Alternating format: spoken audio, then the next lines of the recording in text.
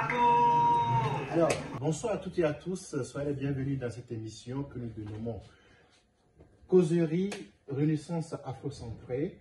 Vous savez bien que le monde se globalise, s'internationalise, et ainsi on parle de brassage culturel, ou bien des cultures.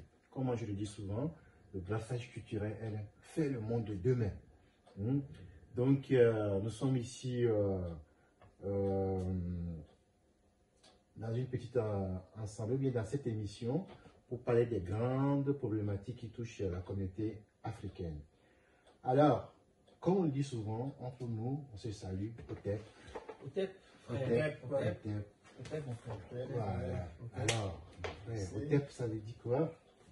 Otep signifie que la paix t'accompagne, frère, que la paix soit avec toi. Paix sur toi. Et c'est dans quelle langue ça, Otep? C'est en égyptien ancien, plus précisément en hiératique. L'hiératique, c'est la deuxième forme de la langue égyptienne ancienne, qui a au total connu trois formes. La forme initiale, qui se fait appeler les hiéroglyphes, qui est donc de l'Ancien Empire. Et ensuite, la forme suivante, le hiératique. Et puis, la dernière forme, le démotique. Tout ça sont des termes grecs. Les Grecs ont appelé ça hiératique parce que justement, étymologiquement, hieros signifie saint. Donc, ils parlaient d'écriture sainte. Ou alors le démotique. Le démotique était une langue qui était utilisée à tous les niveaux, par tout le peuple, par n'importe qui. Et c'était beaucoup plus facile à écrire. Puis c'est ce qu'on appelle les Médounétiens, ou bien? Oui, tout à fait, oui. C'est les Médounétiens, oui. C'est ça. Étymologiquement, Médou, c'est les paroles, c'est le pluriel, les Médou. Métier, c'est Dieu, et ça c'est au singulier. Donc, littéralement, ça signifie les paroles saintes, ou les paroles divines. Ce que les Grecs ont repris en disant les saintes écritures. Ah ouais. Donc, les saintes écritures, telles que nous l'entendons aujourd'hui lorsqu'on parle de la Bible ou la Sainte Bible, c'est de là que ça vient étymologiquement des Médounétiens. Ok, ça veut dire que cette langue précède la religion chrétienne? En effet, oui. Il a été bien longtemps démontré par plusieurs auteurs différents.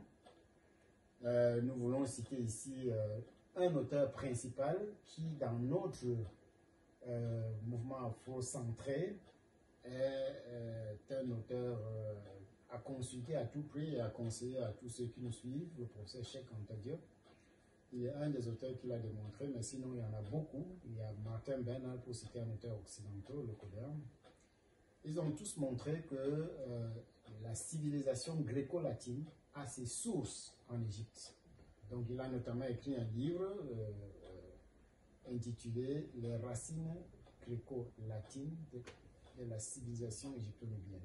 Donc, dans tout ça là, je pense que c'est ce que nous appelons l'éveil africain ou bien la renaissance africaine, d'où aussi notre étymologie pour cette émission, causerie, renaissance afrocentrée. Pourquoi causerie? Oui, causerie parce que, en fait, dans nos traditions et dans nos coutumes, dans nos us et coutumes, en Afrique, nous privilégions la parole. Donc, nous privilégions toujours le fait parce que la parole est porteuse de vision. Malheureusement, nous utilisons encore aujourd'hui le français, qui n'est pas notre langue, mais lorsque nous nous exprimons, nous utilisons des expressions, n'est-ce pas, des mots qui sont suffisamment bien choisis pour communiquer le message que nous aimerons transmettre à ceux qui nous écoutent. Voilà, donc il s'agit en fait il s'agit donc d'opérer une rupture épistémologique progressive avec le français, de sorte que le message que nous souhaitons transmettre à ceux qui nous écoutent, déjà que ce soit nous qui le leur transmettions, parce que nous avons une façon de voir le monde. Et puis, que ce message-là leur parvienne, puisque en tant que récepteurs, c'est-à-dire les membres de la communauté africaine, comme ils sont nos sœurs et nos frères, on se connaît très très bien. Donc on a les mots qu'il faut pour les amener à comprendre. Donc ces causeries, au fait, c'est tout comme un agora on a sur, comment dit-on dire, dans l'Égypte antique, dans la Grèce antique, où les philosophes se retrouvèrent dans une agora où ils définissent ou bien ils cherchent la quintessence des mots. Oui, essayons d'aller plus loin en profondeur. C'est comme quand, moi je le vois plutôt de manière afrocentrée, comme lorsque nos papas se retrouvent au village autour du feu pour discuter des problématiques profondes. Ça. Oui, pas forcément pour résoudre les problèmes, mais aussi pour philosopher. Mais ce n'est pas le mot qu'ils utilisent. Donc ils explorent en fait les profondeurs de la pensée. Est-ce que c'est ça qui confère l'adage qui dit que quand un vieillard meurt en Afrique, c'est toute une bibliothèque qui brûle? Oui, bien sûr, parce que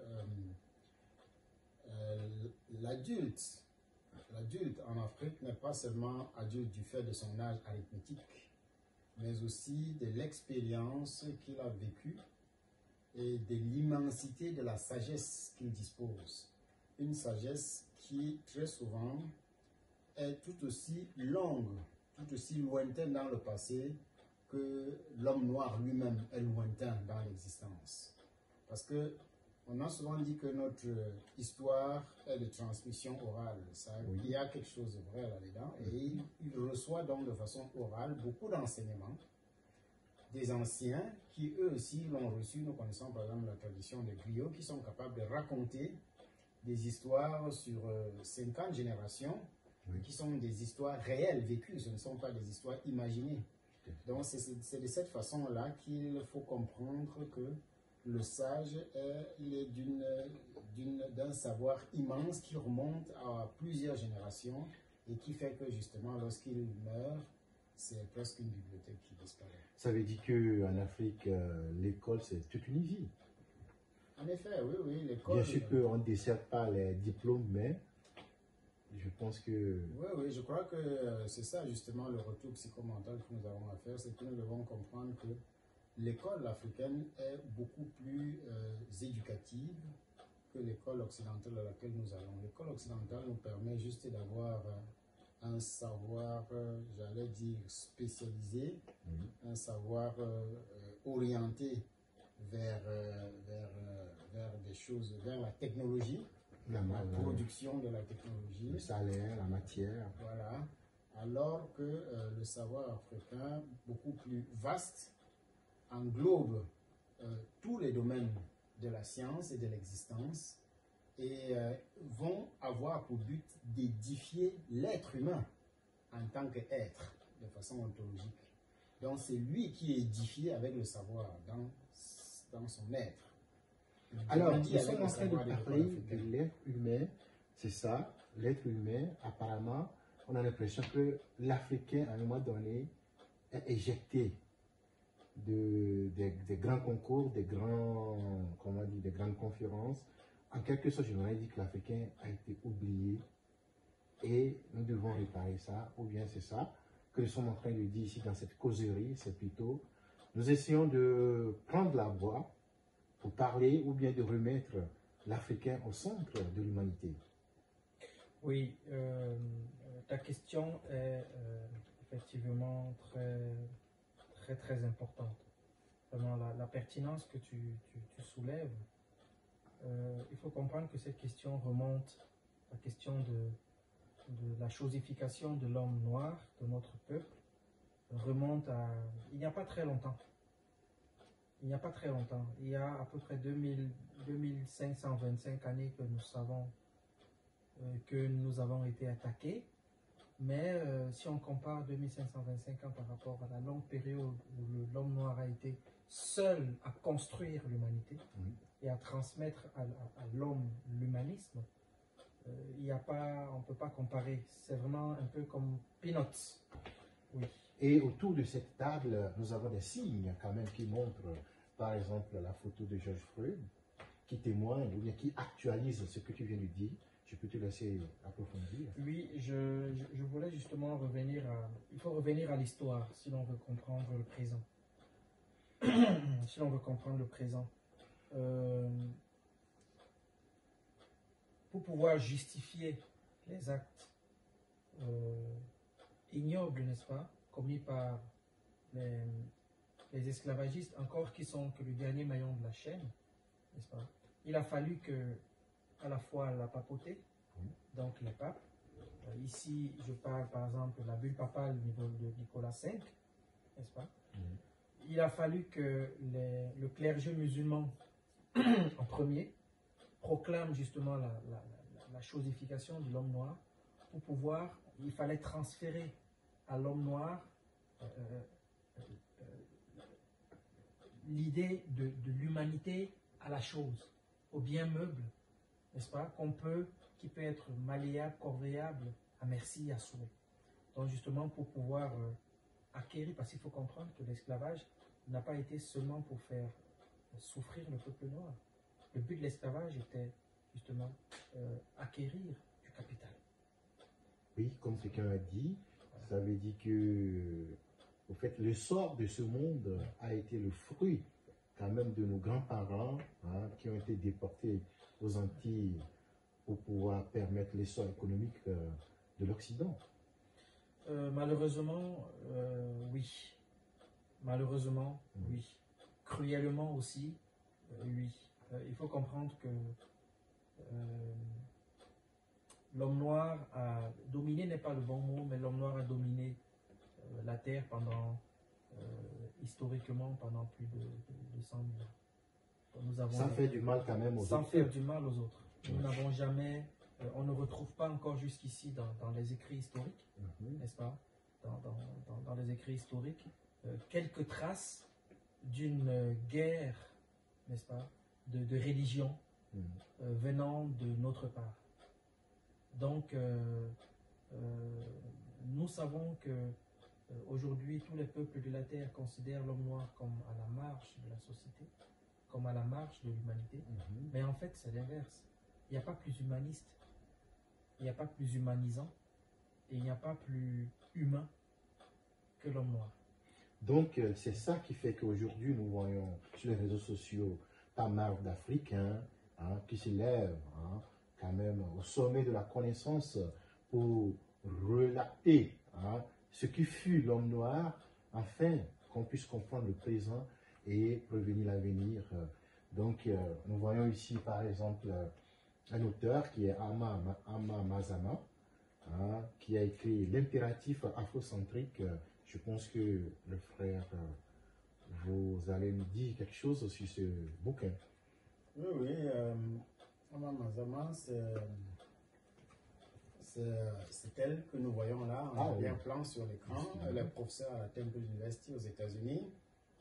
Et c'est un livre qui est très parlant et qui est un livre phare pour notre mouvement Afrocentricity International.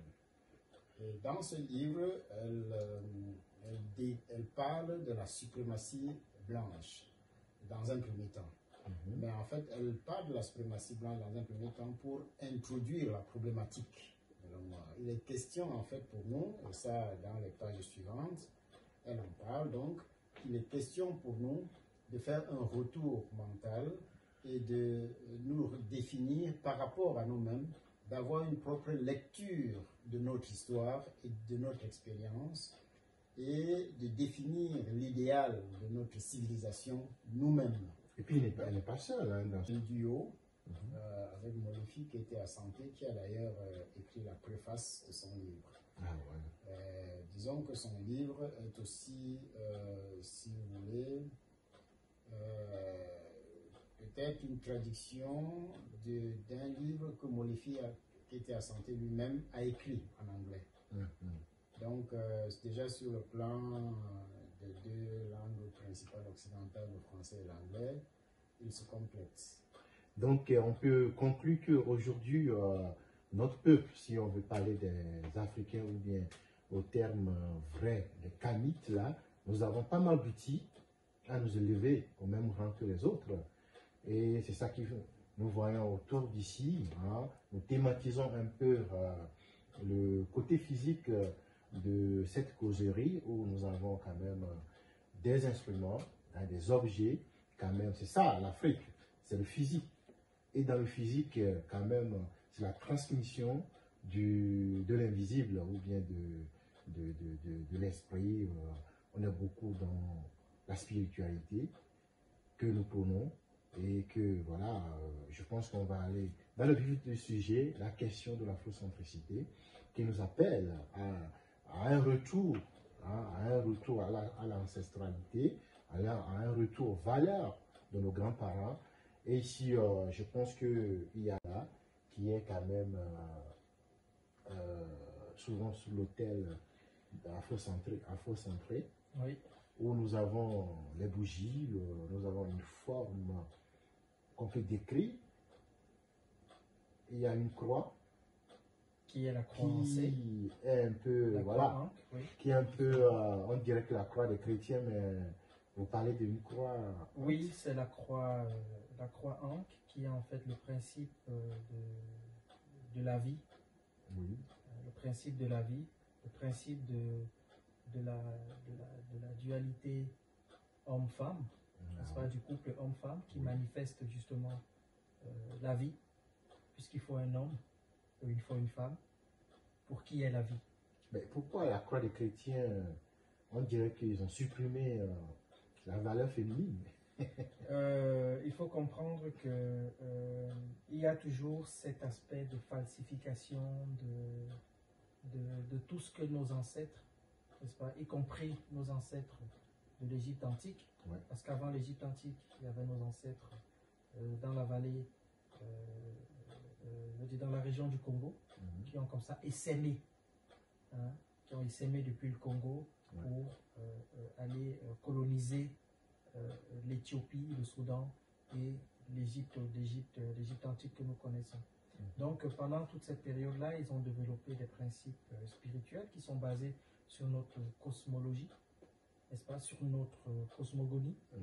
Et ces principes se sont cristallisés, ils les ont cristallisés justement sous la forme de cette croix de Ankh qui est le principe de la vie, n'est-ce pas.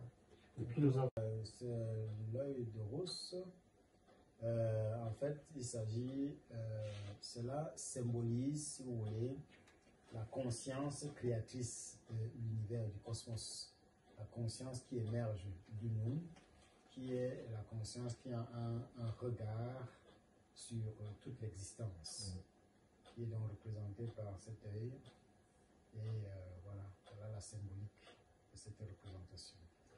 Dans l'entame de notre émission, nous avons quand même posé le cadre pour faire comprendre au monde entier, ou bien à ceux qui nous écoutent, ou bien ceux qui nous écouteront, que voilà, il y a des choses qui se passent, et bien sûr, il y a beaucoup de choses qui se passent. Il y a ce réveil panafricain qui fait en sorte que les Noirs aujourd'hui ne dorment plus, ils veulent reconquérir, ou bien faire en sorte qu'il y a de l'équilibre dans ce monde.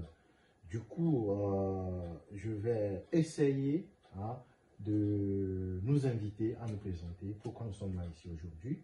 Et comme on le dit souvent, la charité bien ordonnée commence par soi-même. Moi-même, je suis Kossi Dagdegno,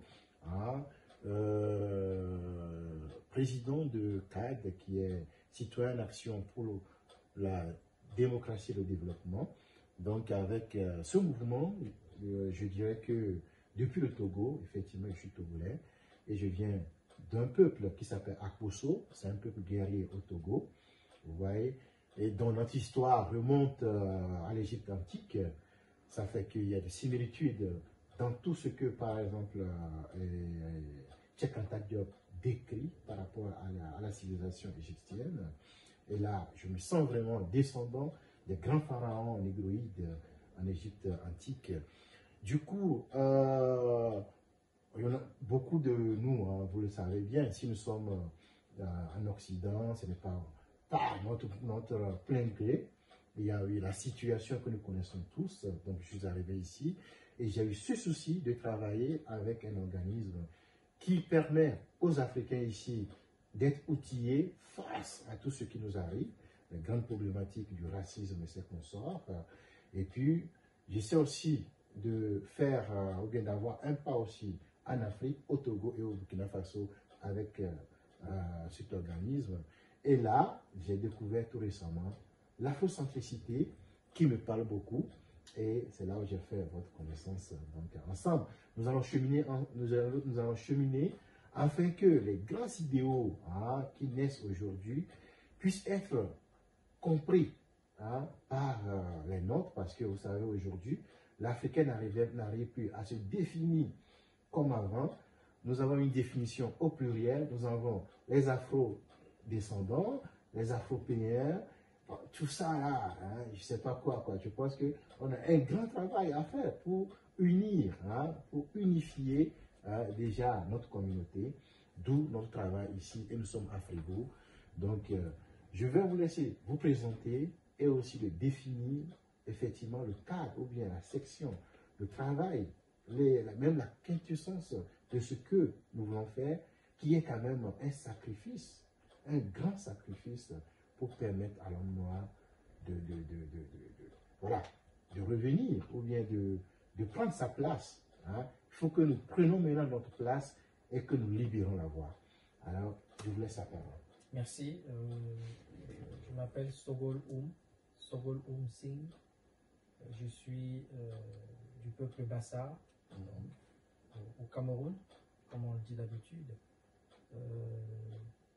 Je suis Sogol Singh, Singh Basson, Bansing, Manim, Babylon, Kekeji, Badian, Singh, Bio, Let Joy, Basamla, Gobo, Kila, Ba, Goglituba. Donc là, je récitais comme il faut ma lignée. Ce sont les générations. C'est toute ma généalogie jusqu'à l'origine, en fait, d'où sont sortis mes premiers ancêtres.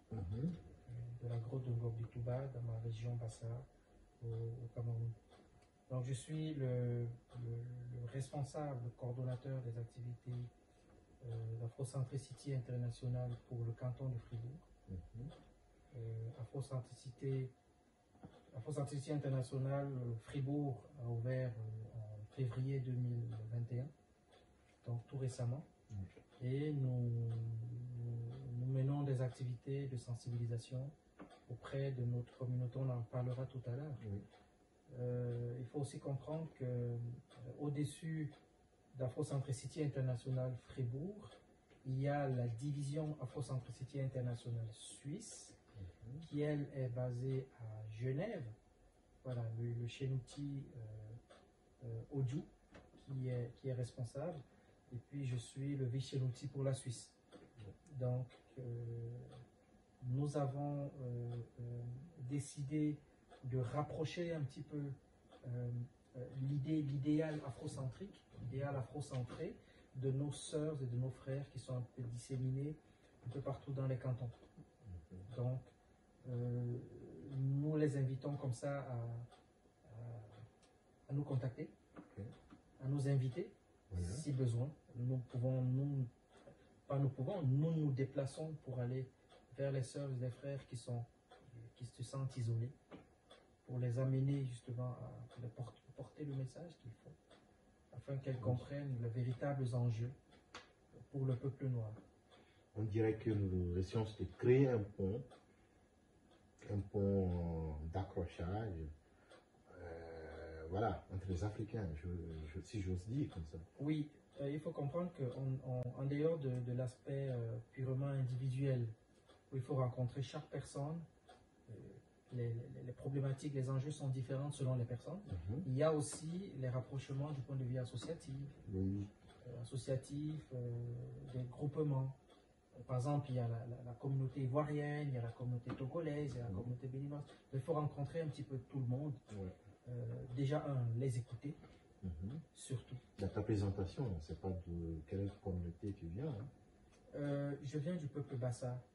D'où? Cameroun. Ah, ok. Oui. Alors, nous allons passer la parole au frère qui est à côté, de se présenter et de nous donner ses impressions sur cette soirée et en même temps de ce que nous appelons Afrocentricity International. Voilà, très bien, merci pour la parole. Avant de passer à la présentation, je précise justement sur l'objet de notre rencontre pour cette soirée, comme vous dites. Deux choses. Premièrement, je voudrais lire un peu un petit bout d'un résumé post-scriptum du livre du professeur Amamazama. Donc, l'impératif afrocentrique, c'est-à-dire le titre de ce livre, et en fait son contenu, le contenu substantiel qui se trouve dans l'impératif afrocentrique, n'a rien d'autre que pour objectif de renforcer le discours destiné à transformer l'Africain comme sujet agissant. Donc le transformer en sujet agissant. Voilà ce que propose Amamazama dans son livre. Il faut bien comprendre, et je passe à la deuxième remarque que je voulais préciser, il faut bien comprendre que ça, c'est notre objectif dans l'Afrocentricité internationale. C'est de sensibiliser au maximum, de diffuser l'information afro-centrée en vue de transformer l'Africain qui nous aura compris en sujet agissant. Bon, maintenant, quelqu'un pourrait me demander est-ce que ça signifie que les Africains jusqu'ici ont été passifs et qui n'ont pas agi? Eh bien, je dirais que il faut bien comprendre, agissant en ce sens que il faut agir à partir de nos propres valeurs. C'est-à-dire que les valeurs africaines doivent être placées au centre de notre action. C'est comme son habillé en africain. Oui, par exemple, oui, cet habillement. Mais c'est beaucoup plus profond que juste l'habillement et le paraître. Le paraître est un aspect important, mais pas essentiel assez. Pour aller plus en profondeur, essentiel serait que nous arrivions, comme il a dit, parlant de la sémantique tout à l'heure, que nous arrivions à nous débarrasser du paradigme occidental pour nous réhabiller avec un paradigme africain.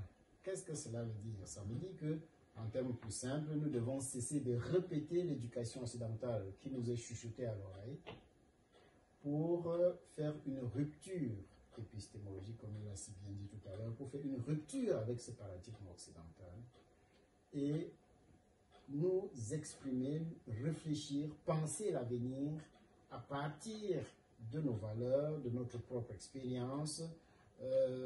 Voilà, c'est de ça qu'il s'agit. Il s'agit donc d'un changement de paradigme qui est essentiel pour notre action.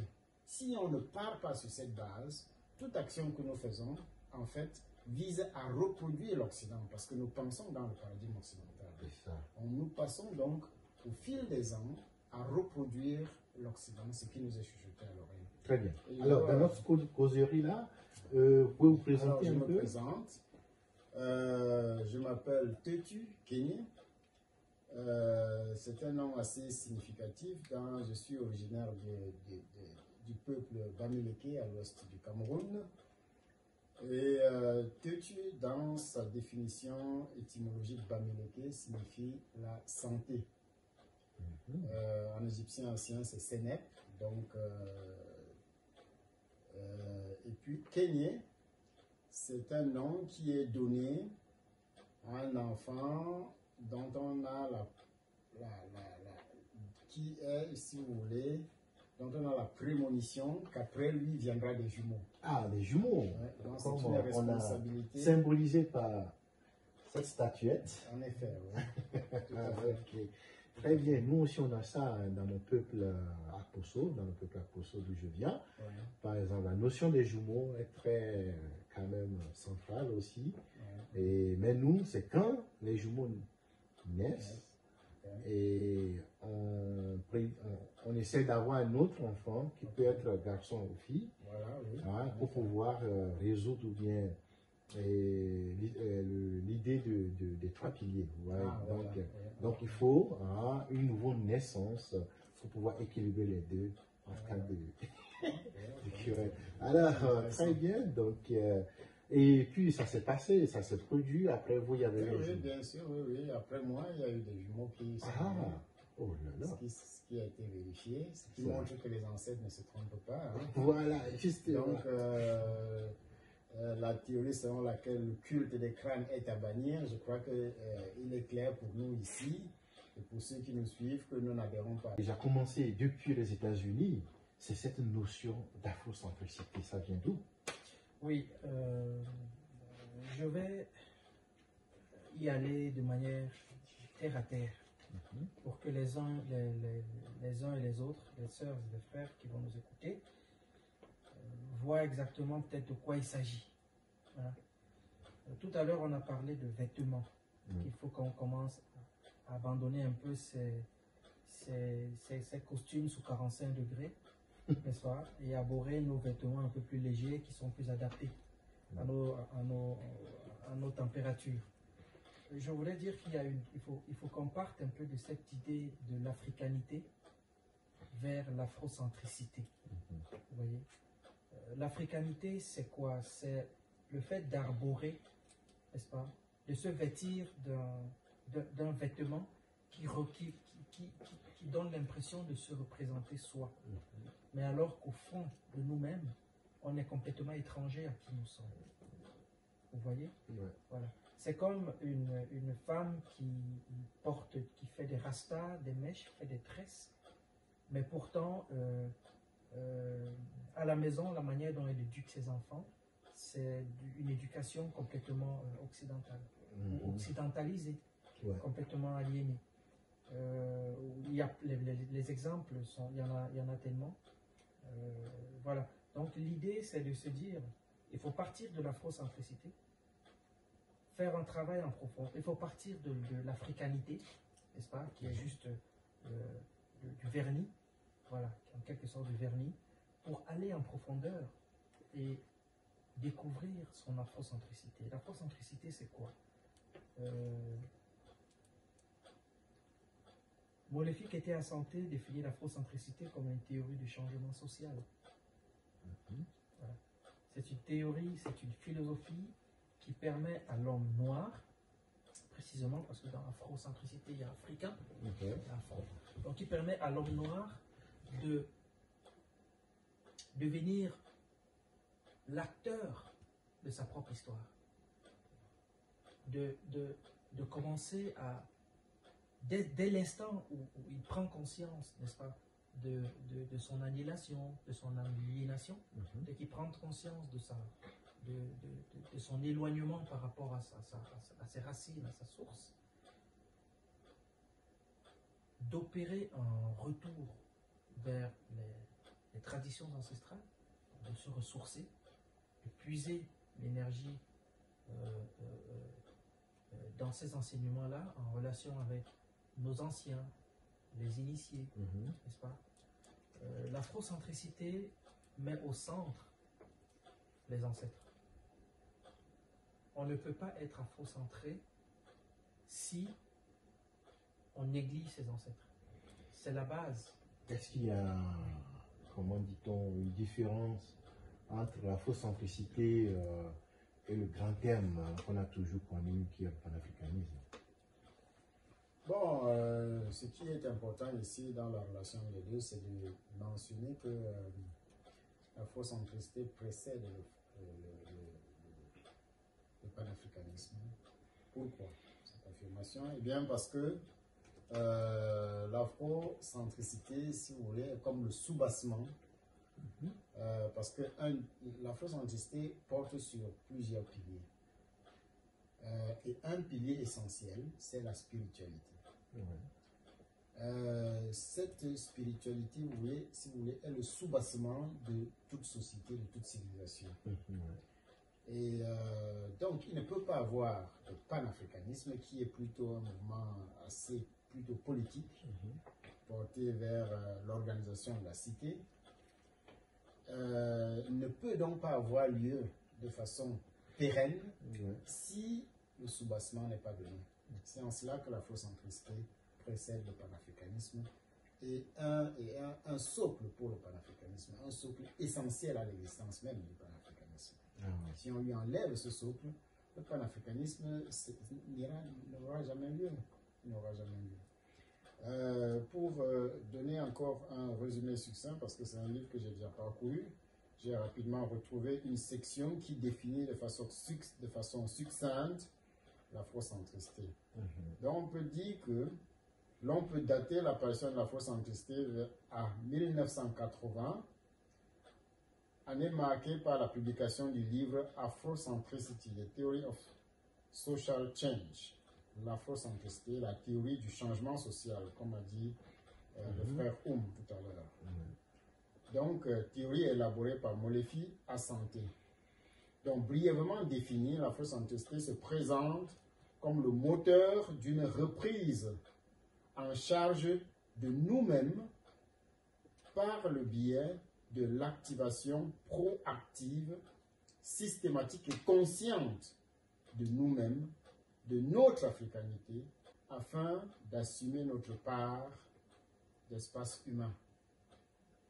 Donc, voilà défini de façon élaborée ce que c'est que l'afrocentristé. Bien, ça veut tout simplement dire, comme il a précisé tout à l'heure, qu'il s'agit là de donner les moyens à l'homme africain de faire un retour mental et déjà d'abord, ce qu'on va appeler la déconstruction mentale, c'est défaire des éléments que l'éducation occidentale lui aura donnés pour se redéfinir par rapport à lui-même afin d'occuper l'espace humain qui est la sienne.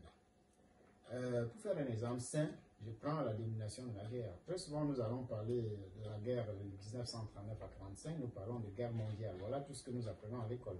L'école occidentale nous apprend qu'il faut appeler ça une guerre mondiale, notamment la deuxième.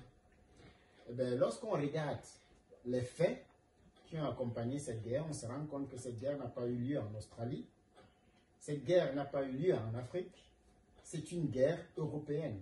Essentiellement. Oui, ça, donc occidental, si on l'associe, on a vu les Européens se battre sur le continent africain, en Afrique, surtout en Afrique du Nord, avec le général Rommel, Patton et pas mal d'autres. Hein. Mais quand même, comme tu le dis, ce n'était pas une guerre africaine. Voilà. Ils sont délocalisés pour pouvoir se battre sur notre terrain. L'Afrique a encore permis aux Occidentaux d'assouvir la barbarie sur le continent africain. Voilà. Oui, je comprends un peu. Donc c'est ça, il faut, en tant qu'Africain, afrocentré, il faut parler de guerre tribale ou intertribale européenne, occidentale, si on veut, puisqu'il y a l'Amérique qui était associée. Alors, il faut parler de guerre, mais cette guerre n'a même pas eu lieu en Amérique. Les Américains se sont déportés ici, en Europe, pour combattre. Donc, nous, en tant qu'afrocentrés, et c'est ça le changement de paradigme dont il est question. Voilà. Donc, en gros, l'Africain doit se réapproprier de sa propre histoire. Et puis, dans tout ça là, et l'idée aujourd'hui, comme tu le dis, l'Africain, ben, aujourd'hui, comme je vous l'ai dit, nous définissons un peu au pluriel là aujourd'hui, parce que pas mal d'Africains sont nés hors du continent africain, et qui se définissent comme les afro-descendants, les afro-pays, tout ça là. Comment ces personnes peuvent se réapproprier de leur africanité alors qu'ils ont grandi ici? Oui,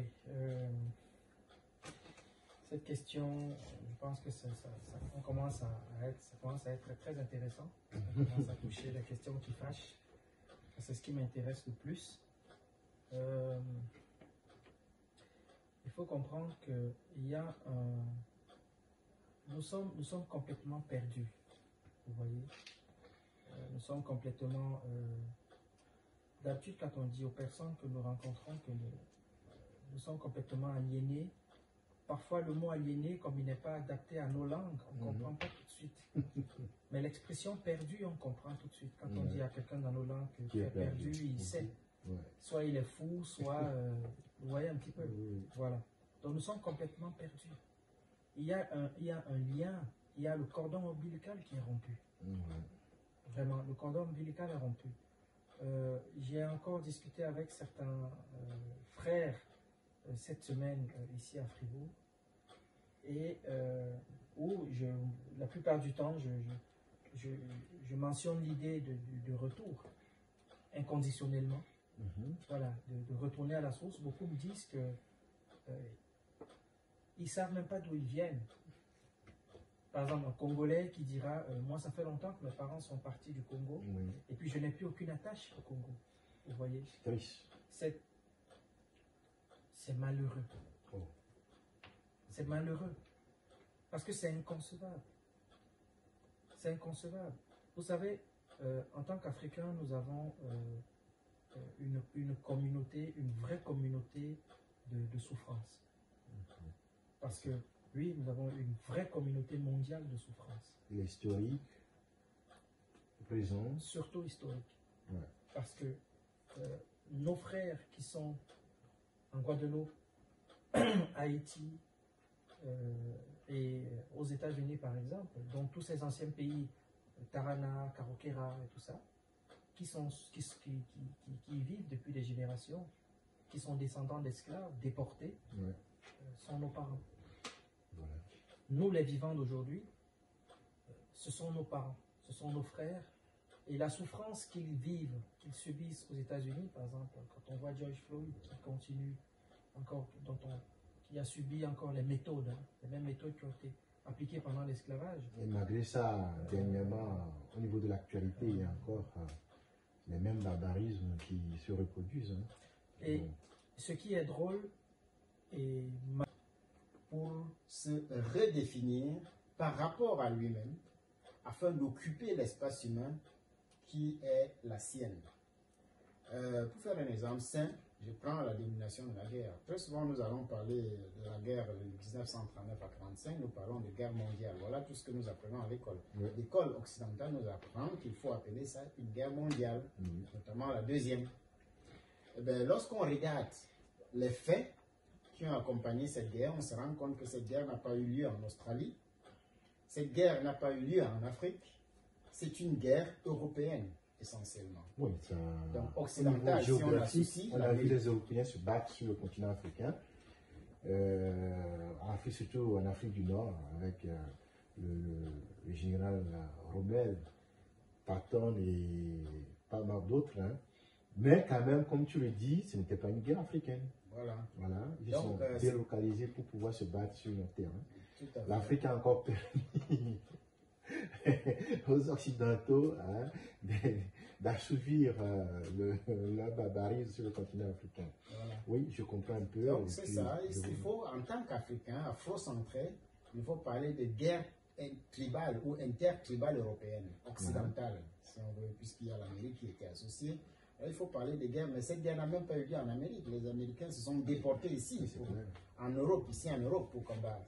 Donc, nous, en tant qu'afro-centrés, et c'est ça le changement de paradigme dont il est question. Voilà. Donc, en gros, l'Africain doit se réapproprier de sa propre histoire. Et puis, dans tout ça là, et l'idée aujourd'hui, comme tu le dis, l'Africain, ben, aujourd'hui, comme je vous l'ai dit, nous définissons un peu au pluriel là aujourd'hui, parce que pas mal d'Africains sont nés hors du continent africain et qui se définissent comme les afro-descendants, les afro-pays, tout ça là. Comment ces personnes peuvent se réapproprier de leur africanité alors qu'ils ont grandi ici? Oui. Cette question, je pense que ça commence à être très intéressant. On commence à toucher les questions qui fâchent. C'est ce qui m'intéresse le plus. Il faut comprendre que nous sommes complètement perdus. Vous voyez, nous sommes complètement. D'habitude, quand on dit aux personnes que nous rencontrons que nous sommes complètement aliénés. Parfois, le mot aliéné, comme il n'est pas adapté à nos langues, on ne comprend pas tout de suite. Mais l'expression perdu, on comprend tout de suite. Quand on dit à quelqu'un dans nos langues que tu es perdu, il sait. Soit il est fou, soit... vous voyez un petit peu. Voilà. Donc nous sommes complètement perdus. Il y a un lien, il y a le cordon ombilical qui est rompu. Vraiment, le cordon ombilical est rompu. J'ai encore discuté avec certains frères cette semaine ici à Fribourg, et où la plupart du temps, je mentionne l'idée de retour inconditionnellement. Voilà, de retourner à la source. Beaucoup me disent que ils ne savent même pas d'où ils viennent. Par exemple, un Congolais qui dira moi, ça fait longtemps que mes parents sont partis du Congo, et puis je n'ai plus aucune attache au Congo. Vous voyez? C'est triste. C'est malheureux. Oh. C'est malheureux. Parce que c'est inconcevable. C'est inconcevable. Vous savez, en tant qu'Africains, nous avons une communauté, une vraie communauté de souffrance. Parce que, oui, nous avons une vraie communauté mondiale de souffrance. L'historique, le présent. Surtout historique. Ouais. Parce que nos frères qui sont en Guadeloupe, Haïti et aux États-Unis, par exemple, dans tous ces anciens pays, Tarana, Karokera et tout ça, qui vivent depuis des générations, qui sont descendants d'esclaves, déportés, sont nos parents. Voilà. Nous, les vivants d'aujourd'hui, ce sont nos parents, ce sont nos frères. Et la souffrance qu'ils vivent, qu'ils subissent aux États-Unis, par exemple, quand on voit George Floyd qui continue encore, qui a subi encore les méthodes, les mêmes méthodes qui ont été appliquées pendant l'esclavage. Et malgré ça, dernièrement, au niveau de l'actualité, il y a encore les mêmes barbarismes qui se reproduisent. Et ce qui est drôle et malheureux et triste encore en même temps, c'est que beaucoup de nos frères et de nos sœurs pensent que le développement, le progrès et la technologie qui existe aujourd'hui en Occident est faite pour le bien de l'Africain. Beaucoup ne font pas la relation entre le fait que toute la richesse accumulée en Occident est issue du sang de nos parents, par l'esclavage, par la colonisation et aujourd'hui par la néocolonisation. Beaucoup ne font pas la relation entre les téléphones portables que nous avons, j'en ai un, mais j'en suis conscient au moins, les téléphones portables que nous avons et les meurtres de nos frères et de nos sœurs, que ce soit au Congo, que ce soit au Cameroun, que ce soit en Côte d'Ivoire, au Sénégal, au Togo. Beaucoup ne font pas la relation. Et troisième point, c'est là où je vais chuter. Beaucoup de nos sœurs et de nos frères ignorent qui ils sont, n'est-ce pas? Et préfèrent embrasser ce que les autres présentent. Je veux parler terre à terre. Beaucoup de nos sœurs et de nos frères sont chrétiens. Et la chrétienté n'est pas africaine. Beaucoup de nos sœurs et de nos frères sont par exemple musulmans, bouddhistes, taoïstes. Et on parlait de panafricanisme tout à l'heure. Et c'est comme ça qu'on ne sait plus qui nous sommes. Parce que beaucoup veulent être panafricanistes, mais beaucoup veulent être panafricanistes selon l'obédience chrétienne. Beaucoup d'Africains veulent être panafricanistes tout en étant musulmans, sachant qu'en étant musulman, tu rends compte, si tu deviens un ministre ou un président demain, à qui tu rendras compte? Ce n'est pas à ton peuple. Vous voyez? Le frère tout à l'heure a parlé du retour à soi. C'est-à-dire aller chercher dans nos savoirs ancestraux toutes les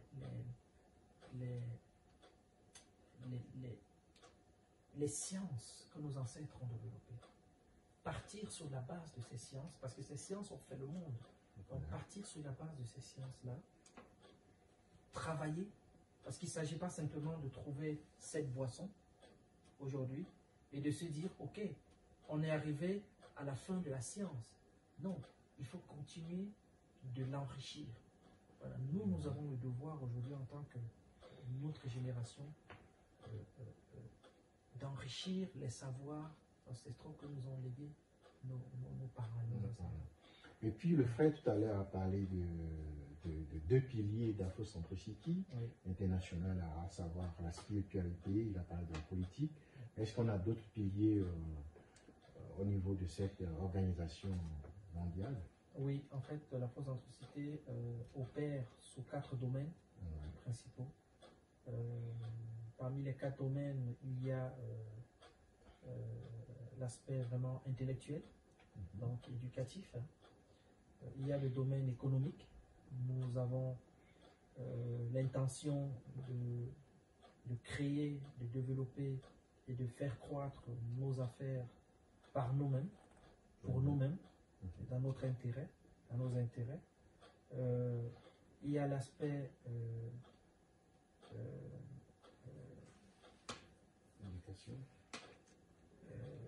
spirituel, Oui. qui est vraiment le domaine sur lequel il faut baser toutes les sciences, que ce soit la science économique, la science politique, les sciences sociales.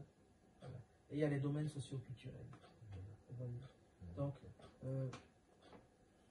et ces 4 domaines couvrent toutes les potentialités de la vie humaine, toutes les potentialités de développement de la vie humaine. Donc, il n'y a pas un seul domaine dans lequel l'afrocentricité ne doit pas agir. Vous voyez. Pourquoi vous mettez un peu plus de spécificité sur la spiritualité? Qu'est-ce que ça apporte? Je voulais dire que Mbombo Bokbason a une définition par rapport à la spiritualité qui me parle beaucoup. Il définit la spiritualité comme une zone affûtée de vigilance de l'esprit. Oui. Parce qu'en fait, c'est la spiritualité qui commande l'humain. C'est la spiritualité qui commande l'esprit. Si on dit à un humain, à un homme, si un homme se dit qu'il n'a pas envie de travailler et qu'il développe cet aspect-là dans sa vie, son cerveau lui dira il n'a pas envie de bosser.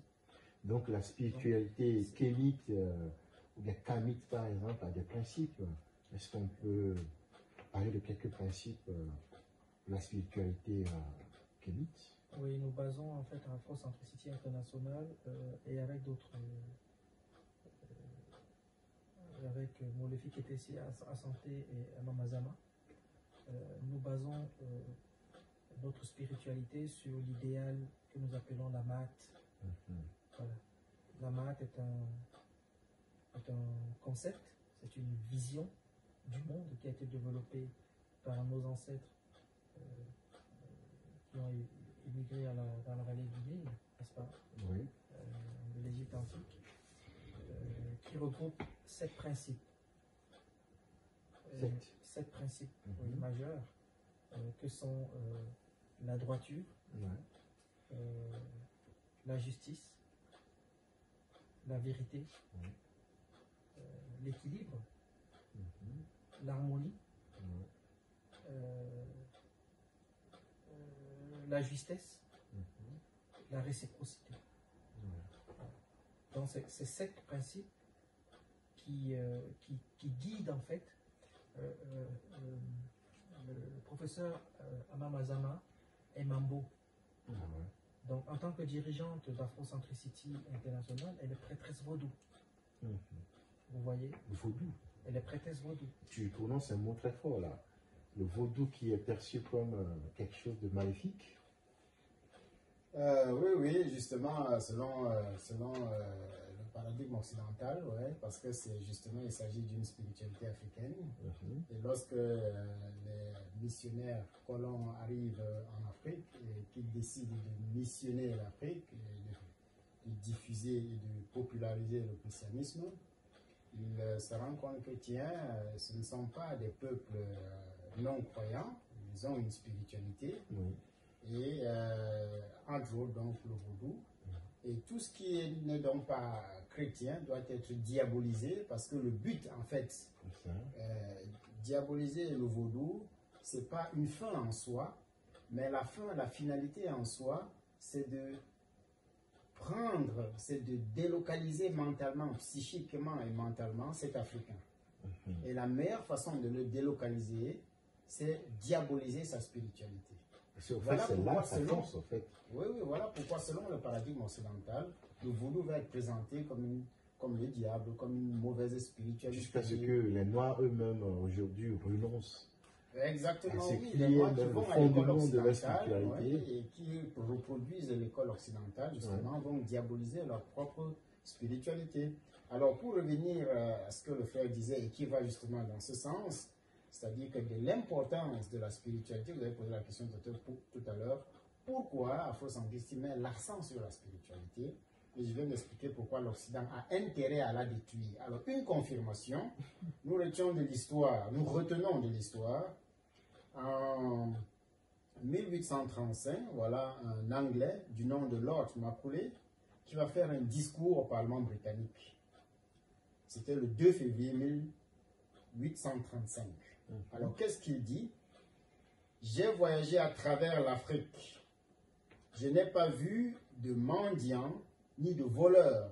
J'ai vu des personnes avec des hautes valeurs morales et je pense que nous ne pouvons pas conquérir ce pays. Il appelle l'Afrique le pays. Les gens étaient encore ignorants en Occident. À moins que nous ne brisions la colonne vertébrale de cette nation qui est sa spiritualité. C'est une guerre. Hein. Et son héritage culturel. Il continue donc en disant, par conséquent, je propose que l'on remplace son système éducatif et culturel. Ainsi, quand les Africains penseront que ce qui vient de l'étranger, et en particulier de l'Angleterre, est meilleur que ce en quoi ils croient, alors ils perdront l'estime d'eux-mêmes, l'estime de soi. Leur culture, ils la perdront également et ils deviendront ce que nous voulons en fait qu'ils soient véritablement pour nous, des peuples dominés. Donc voilà de quoi il est question, voilà l'enjeu. Et donc, ça résume assez bien, c'est pour ça que j'ai tenu à lire ce petit bout d'histoire. Ça résume très bien quelle est la situation psychomentale de l'homme africain. Un vrai lavage de cerveau. Voilà. L'homme occidental s'est donné comme mission, il propose ça au Parlement britannique, il s'est donné comme mission de délocaliser l'homme africain, de diaboliser ses valeurs. Il a trouvé de hautes valeurs morales. Il n'y avait pas de mendiants en Afrique. Il le dit. Il a parcouru l'Afrique, il n'a pas vu de mendiants, il a vu des hommes avec de hautes valeurs morales et il faut détruire. Mais comment détruire? Il faut détruire sa spiritualité. Il faut changer son système éducatif. D'où les piliers importants de l'afrocentricité internationale, le pilier éducatif, le pilier spirituel. Pour répondre à votre question, pourquoi mettons donc l'accent? Parce que si tu veux contrôler un peuple, disait Cheikh Anta Diop, alors contrôle son système éducatif. Alors dès qu'un peuple perd le contrôle de son système éducatif, ce peuple est voué à l'aliénation. Il ne peut plus être lui-même parce qu'il n'arrive plus à produire les citoyens dont il a besoin. Nous produisons en Afrique les citoyens pour l'Occident, mais nous ne produisons pas les citoyens que nous avons besoin en Afrique, dans notre société africaine, pour sa propre évolution. Non? Donc voilà pourquoi il faut mettre l'accent sur la spiritualité, parce que l'Africain doit faire ce retour psychomental dont il est question. Et ça, c'est hyper important, c'est capital pour notre survie culturelle. Et donc, je vais embrayer tout de suite à la question précédente, où il s'agissait, vous avez dit tout à l'heure, qu'il y a des jeunes, des Afropéens, des Afrodescendants, voilà. Donc, vous avez évoqué là le problème de la crise identitaire. Nous constatons que les jeunes souffrent beaucoup d'une crise d'identité. Et vous avez demandé quelle solution, qu'est-ce qu'il faut faire? Eh bien, comme il a aussi dit, je pense que c'est assez simple. Il faut juste demander aux Africains de lire leur histoire, qu'ils soient afropéens ou européens ou non, à la peau noire ou afro-descendants. Ce qui est important, c'est de reprendre, de renouer le fil conducteur essentiel à leur histoire. Il faut rétablir ces liens. Et une des façons importantes de rétablir ces liens, c'est soit de discuter avec des Africains conscients, pour que ces Africains leur racontent l'histoire de l'Afrique, pour qu'ils se renouent à leur histoire, soit alors ils vont lire des livres sur l'histoire de l'Afrique. Et je conseille de lire l'histoire de l'Afrique impériale. L'Afrique impériale, c'est ce qu'on va appeler dans le paradigme occidental l'Afrique précoloniale. Voilà. Mais j'aime pas bien ce terme précolonial parce que ça suppose une lecture historiographique qui va diviser l'Afrique en une Afrique coloniale et une Afrique avant la colonisation. C'est-à-dire que la colonisation devient pour nous un repère de réflexion. Nous ne voulons pas réfléchir par rapport à un repère qui nous est imposé de l'extérieur par le colon. Ce n'est pas un événement pour nous, c'est un événement pour le colon, peut-être. Mais pour nous, la colonisation ne peut pas être un facteur, un point de référence qui nous permet de parler de l'Afrique précoloniale et de l'Afrique postcoloniale, non. Mais quand même, Joseph Izerbo met l'accent là-dessus. Oui, oui. Que l'esclavage, le temps de la traite négrière, n'a pas fait autant de tort pour l'Afrique. Parce qu'on déportait les Africains, mais tout le système est maintenu. Mais c'est à partir de la colonisation que, franchement, l'Afrique a échoué, que l'Afrique a été détruite.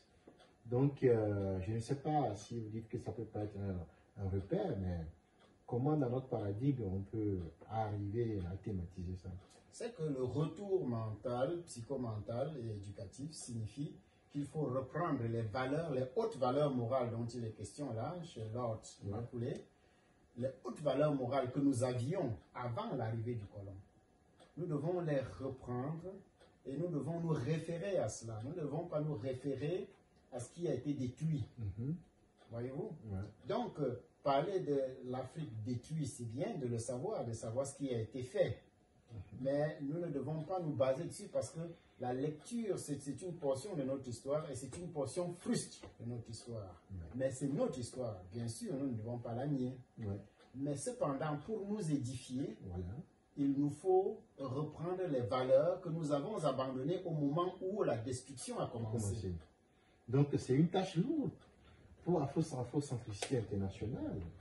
Comment on s'organise? Est-ce que Afrocentricité Internationale est hiérarchisée comme l'Église catholique, par exemple? On a des prêtres, des évêques, des archevêques, jusqu'au pape, par exemple. Non, avant d'arriver là, je voulais d'abord recadrer, dire les choses de façon terre à terre aussi, comme mon frère l'a dit. Il ne faut pas que les gens pensent que ce que nous leur demandons, c'est de vivre dans le passé. Vous voyez, ce n'est pas l'objectif d'Afrocentricité Internationale. On n'est pas là pour dire aux gens, regardez l'Égypte antique ou regardez le Mali d'avant, ou l'Empire Songhai et tout, et porter des caches-sexes. Non. Celui qui veut bien porter des caches-sexes, libre à lui, puisque en soi, l'Africain sous les tropiques, normalement, on n'a pas besoin de trop de vêtements. Donc, notre peau doit luire au soleil et laisser exploser la mélanine. Vous voyez? Voilà. Donc, ce que j'essaie de faire comprendre, c'est que nous devons prendre possession de tous ces savoirs, les retravailler, les enrichir sur la base des savoirs endogènes, toujours, et après repartir à la conquête du monde. Partir proposer à l'humanité notre part d'afrocentricité. Parce qu'aujourd'hui, ce que nous faisons, c'est que nous faisons une sorte de mix, comme ça, qui n'a aucun sens, qui ne mène nulle part, où on veut apporter, où un Africain qui est chrétien et musulman veut apporter à l'humanité sa part chrétien et musulman, alors qu'il... Vous voyez que ça n'a pas de sens. C'est pour ça que je parlais je disais nous sommes perdus. Nous sommes perdus. Et la question que vous avez posée... oui, c'est-à-dire l'organisation de Afrocentricité Internationale. Voilà. Nous avons Afrocentricité Internationale a en sa tête la Mambo Perat qui signifie Pharaon, n'est-ce pas? Amamazama, voilà, qui est responsable de tout l'aspect organisationnel, n'est-ce pas? Administrative, organisationnel de l'institution. Et elle est associée en cela par le professeur Molefi qui était à santé, qui est responsable aussi de l'aspect organisationnel, mais surtout de l'idéal et de l'idéologie afrocentrée, parce que c'est lui, en quelque sorte le concepteur de l'idée afrocentrée. Voilà, c'est lui qui l'a théorisé. Et sous les deux, en fait, en collaboration avec les deux au sommet, on retrouve le grand... on retrouve les chénotis, qui sont... on retrouve les divisions par pays et par continent. Et à la tête de chaque division se trouve un guide, un coordonnateur. Voilà. On l'appelle chénouti. Un coordonnateur appelé un chénouti, Qui veut dire qui est à peu près l'équivalent d'un grand prêtre, d'un prêtre. Je n'aime pas trop l'expression, mais je cherche encore en fait ce qui est le guide spirituel, voilà, de la communauté dans son aire opératoire, n'est-ce pas? Et puis sous les divisions se retrouvent, comme nous à Fribourg, des chapitres ou des sous-divisions qui ont aussi à leur tête des chénoutis. Alors, quelle sera notre mission à Fribourg?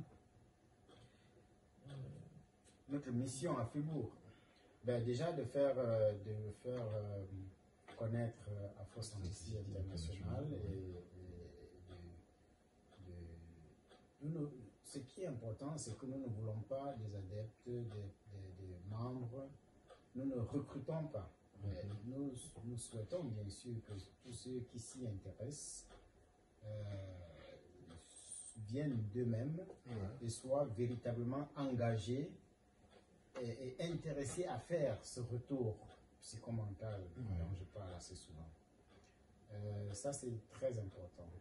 Nous préférons travailler en très peu de nombre, avec un très petit groupe, mais vraiment des personnes conscientes de l'enjeu des problèmes.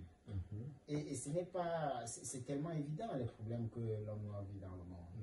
Et Afrocentricity est une sorte de réponse que l'homme noir apporte à ces problèmes d'ordre politique, social, le racisme, la discrimination de tout genre, par nos noms, qui fait que finalement on veut donner à ses enfants le nom de Paul, Philippe, etc.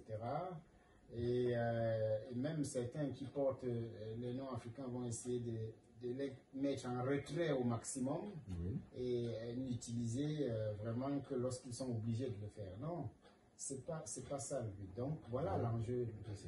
Et Afrocentricity, qui est une réponse à toutes ces souffrances psychiques, doit être diffusé au maximum à Fribourg, doit se faire connaître et doit être présenté au public, doit être expliqué à la jeunesse, à la postérité.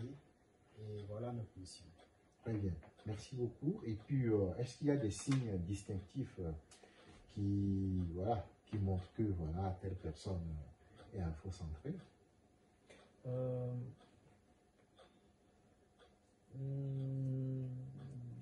Pas vraiment.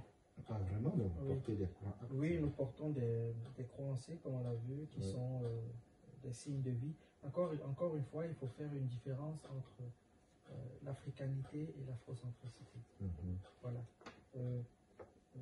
Nous portons des signes de notre africanité, n'est-ce pas? Mais nous vivons selon l'afrocentricité. Parce que l'afrocentricité, ce n'est pas une mode, n'est-ce pas? L'africanité est une mode. Voilà, on porte des dashiki, voilà, on porte des tissus paille, on fait des locks ou des jerks, ou comme on veut, on fait des tresses. Non, ça c'est de la mode en quelque sorte. L'afrocentricité, c'est un idéal, c'est un état, n'est-ce pas? C'est un état de conscience. Voilà. Et c'est là que se trouve le véritable enjeu. Parce que lorsque des frères se retrouvent pour parler des sujets aussi importants que le mariage traditionnel, on parle des sujets aussi tranchants, aussi percutants que les cosmogonies, que notre cosmologie. On parle des sujets aussi importants. Et lorsqu'on invoque des noms comme Imhotep pour parler le frère en parlera peut-être tout à l'heure, de comment Imhotep a façonné l'histoire de la science moderne. Nous parlons encore plus récemment de très grands chercheurs africains comme Cheikh Anta Diop.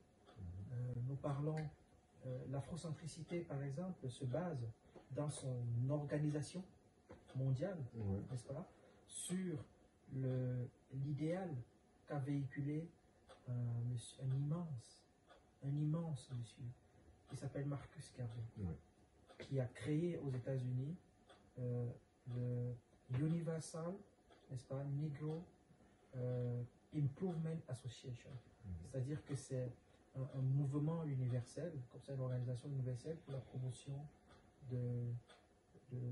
pour l'amélioration des conditions de vie de la communauté noire, n'est-ce pas? Ce monsieur l'a fait dans les années 1920, par là, et il avait plus d'1 million de membres aux États-Unis. Plus d'1 million de membres. Voilà la direction dans laquelle veut aller l'afrocentricité. Et toutes les activités économiques générées par cette association appartenaient à des Noirs et étaient financées par des Noirs. Et d'ailleurs, pour le dire, c'est quand même le premier président panafricaniste de l'histoire du monde noir. C'est le premier qui s'est déclaré et qui a été unanimement accepté comme le premier président, et il a mis tout en œuvre pour que cela soit su, connu, divulgué et sensibilisé. C'est quand même un immense monsieur que beaucoup de gens de notre communauté ne connaissent pas. Mais ils connaissent Saint-Jean de Paul, ils connaissent la cathédrale de Fribourg, ils connaissent Saint-Nicolas, mais ils ne connaissent pas qui est Marcus Garvey, qui a tellement fait. Il est question aujourd'hui alors de donner une résonance polyphonique aux valeurs africaines. Je dirais que il est temps que chacun d'entre nous s'interroge. C'est ça. Vous savez, nous ne sommes pas devenus afrocentrés ex nihilo. C'est ça. Nous ne sommes pas nés afrocentrés parce que nos parents, pour beaucoup, ne l'étaient pas ou ne le sont pas. Parfois même, c'est nous qui, à force d'en parler, à force de nous taper dessus, de se faire taper dessus, c'est nous qui disons à nos familles, non, c'est pas le bon chemin. Revenez à vous-même. Reprenez possession de qui vous êtes. Le frère a parlé tout à l'heure de l'exemple des noms. Au sein de la Force Chrétienne Internationale, nous avons un événement très important qu'on appelle une cérémonie, qu'on appelle la cérémonie du Dida, qui permet en fait de se débarrasser, n'est-ce pas, des noms étrangers. Parce que nous considérons que le nom est un vecteur de transmission, est un vecteur d'énergie. C'est un canal de transmission des énergies. C'est clair. Lorsque je cite la lignée de mes ancêtres, ou bien toi, ou le frère, comme nous le faisons d'habitude, c'est justement pour apporter à l'existence, pour redonner corps et vie, n'est-ce pas, à ceux qui nous ont précédés. Et en même temps qu'on cite, on se remémore leurs faits, nos parents, nos grands-parents. Donc c'est très important. À quoi ça sert de donner un nom un nom aussi fort et aussi puissant à quelqu'un comme de Maligny et d'associer à ce nom un Jean-Paul? Vous voyez un petit peu, ça n'a pas de sens. Ça montre encore à quel point nous devons faire un effort de nous recentrer sur nous-mêmes, n'est-ce pas? De nous recentrer sur nous-mêmes, de manière à nous présenter au monde avec nos propres forces. Très bien. Donc, c'est le travail qui incombe aujourd'hui Afrocentricité internationale et Afrocentricité de Fribourg, de Suisse. Nous travaillons bien sûr en collaboration. Une des missions, c'est que nous puissions quand même aussi rencontrer nos communautés éparpillées à travers le monde. Et si on parle de la Suisse, à travers les cantons. Donc, nous sommes ouverts à écouter ou à discuter avec tous les Africains, tous les Kémites, qui se sentent Kémites vraiment, qui veulent faire ce retour vers la source, afin de se redéfinir et de réapproprier leur identité qui était perdue. Nous sommes à la fin de cette causerie. Si vous avez quelques mots de fin à adresser à l'encontre de notre communauté, à l'encontre des Africains, à l'encontre des futurs kémites, je peux vous laisser la parole. Ouais, qu'est-ce qu'il faut dire? Je crois que c'est assez bref. L'Africain qui nous aura compris, et en cela je préfère répéter et reproduire ce que Cheikh Anta Diop dit, que de répéter l'école occidentale. L'Africain qui nous aura compris est celui-là qui verra naître en lui un nouvel être humain, une nouvelle conscience. Et cette conscience qui va venir avec elle, qui va amener avec elle tout le génie créateur de cet Africain. Et ce ne sera plus que question de temps pour que ce génie s'exprime pour son propre bien-être et le bien-être de son environnement. Donc, tant que nous n'avons pas opéré ce retour, eh bien, tant que cette conscience afro-centrée n'est pas née, nous ne pouvons pas exprimer tout notre génie créateur parce que justement, nous ne sommes plus en phase avec nous-mêmes. Donc, notre système de réflexion est détaché de sa source. Au même titre qu'une radio qui n'est plus branchée ne parle plus. Donc, voilà de quoi il est question. Voilà l'enjeu, en fait. Et voilà le bénéfice que nous avons à obtenir, en fait, à nous recentrer sur nos valeurs essentielles, sur notre culture, sur notre paradigme de pensée. Merci beaucoup, le frère Titu. Alors, le dernier mot, Shenti de Fribourg. Merci, Shemotep, qui veut dire merci. Asante Sana. Asante Sana, oui. Merci d'avoir organisé cette occasion, cette rencontre. Ce que je veux dire en fait aux sœurs et aux frères qui vont écouter, c'est notre but n'est pas de penser à la vengeance, parce que on ne construit pas en se vengeant. Notre but n'est pas de haïr les autres peuples. Non, ce n'est pas notre objectif.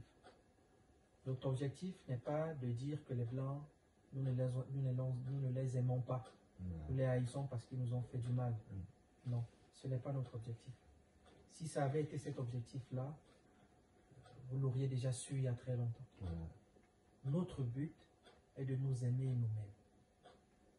Notre but est de commencer enfin à nous aimer. Ma soeur, mon frère, quand tu regardes ta communauté, parfois nous nous rencontrons dans la rue à Pérol, nous nous fuyons.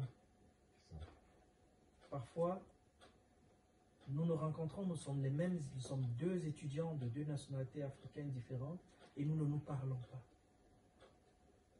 Parfois,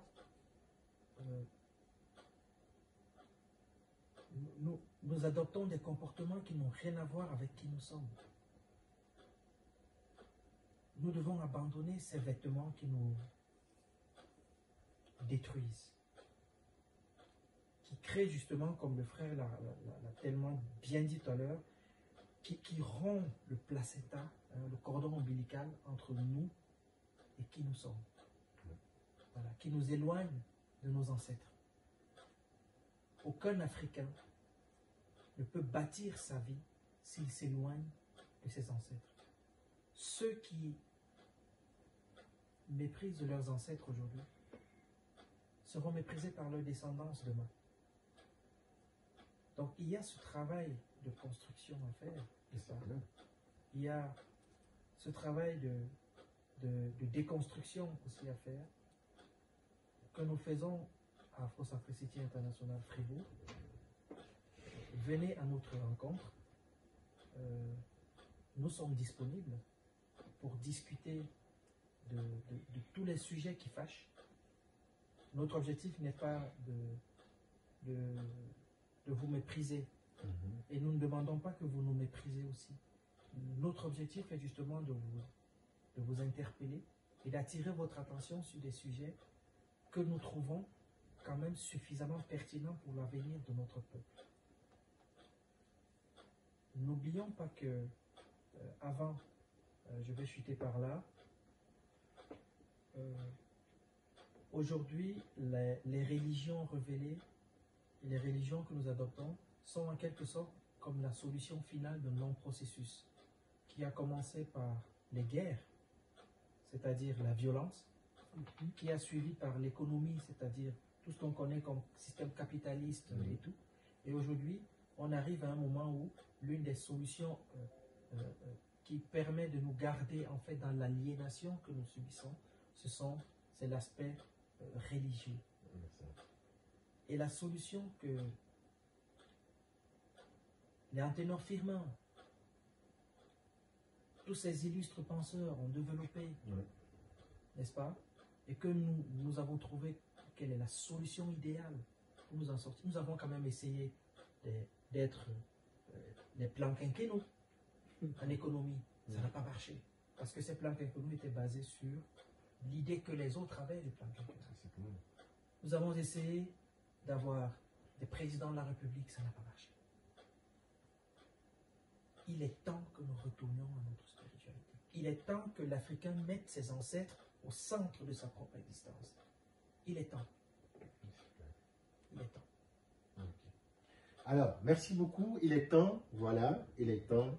C'est le gras que nous sonnons ici ce soir pour tout Africain qui va nous écouter et que nous essayons de débrayer le chemin pour qu'ensemble nous puissions faire ce cheminement. Nous avons des outils, nous ne sommes plus comme avant, comme des gens qui dorment, nous sommes debout et je pense que tout Africain qui veut être debout, qui veut avoir un sens pour sa vie, doit nous approcher, doit chercher à savoir ce que c'est que Afrocentricité internationale. Et déjà, il y a une session à Fribourg.